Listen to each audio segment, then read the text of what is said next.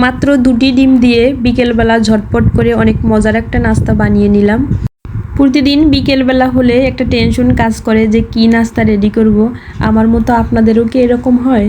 Hello everyone, আসসালামু আলাইকুম। রিহান মম ব্লগে সবাইকে স্বাগত জানাচ্ছি আরেকটি নতুন রেসিপি দেখার জন্য।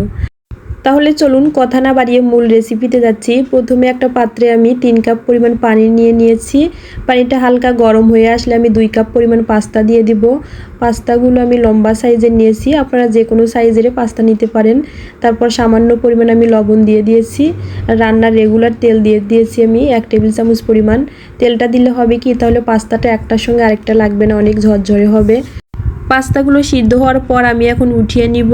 তারপর একটা ফ্রাই প্যানে আমি পরিমাণ মতো তেল দিয়ে দিচ্ছি। তেলটা হালকা গরম হয়ে আসলে আমি 2টা ডিম দিয়ে দিব। ডিমটা আমি এখন স্ক্র্যাম্বল করে নেব। সামান্য পরিমাণ লবণ দিয়ে দিচ্ছি। যারা এখন পর্যন্ত ভিডিওটি ধৈর্য সহকারে দেখছেন কিন্তু লাইক দিতে ভুলে গিয়েছেন, প্লিজ আমার ভিডিওটিতে একটা লাইক দিয়ে সম্পূর্ণ ভিডিওটি দেখার অনুরোধ রইল। ডিম দুটো স্ক্র্যাম্বল করার পর আমি একটা বাটিতে উঠিয়ে নিব। এখানে আপনারা 2টা ডিমের পরিবর্তে 3টা অথবা 4টা ডিমও দিতে পারেন, তবে যেহেতু আমি 2 কাপ পাস্তা নিয়েছি এর জন্য 2টা ডিমে দিয়ে দিচ্ছি। তারপর আবার আমি 1 টেবিল চামচ পরিমাণ তেল দিয়ে দিচ্ছি, রান্নার রেগুলার তেল। তারপর 1 টেবিল চামচ পরিমাণ আমি রসুন কুচি দিয়ে দিচ্ছি। তারপর 4 টেবিল চামচ পরিমাণে আমি এখন পেঁয়াজ কুচি দিয়ে দেব। রসুন আর পেঁয়াজটা হালকা ভেজে নেওয়ার পর মানে সফট হয়ে আসলে তারপর এখানে আমি সামান্য পরিমাণ মরিচের গুঁড়া দিয়ে দিচ্ছি, লাল মরিচের গুঁড়া, আর সামান্য পরিমাণ আমি জিরার গুঁড়া দিয়ে দিব। যেহেতু আমি ঘরোয়া উপকরণে আমি পাস্তাটা তৈরি করব, এজন্য সামান্য পরিমাণ জিরার গুঁড়া আর মরিচের গুঁড়া দিয়ে দিচ্ছি। তারপর আমি একটা বড় সাইজের টমেটো টুকরো করে কেটে দিয়ে দিচ্ছি।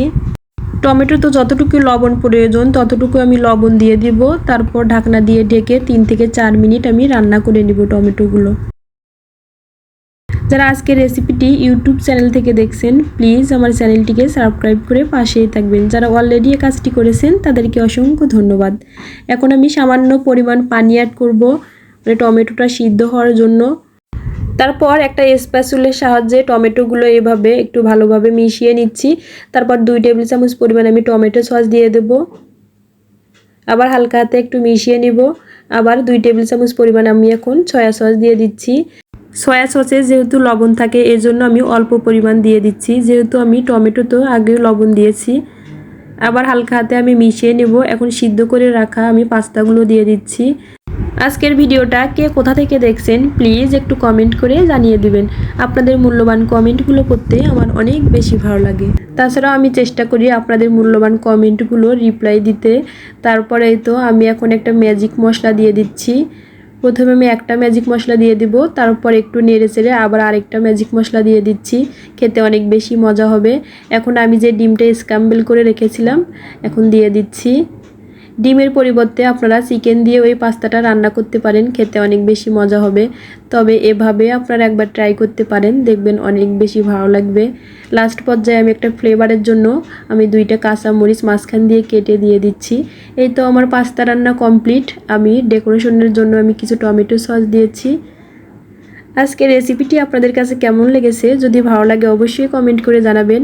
আর যদি বেশি ভালো লাগে তাহলে আমার পেজটিতে একটা ফলো দিয়ে পাশেই থাকবেন। আল্লাহ হাফেজ, আসসালামু আলাইকুম।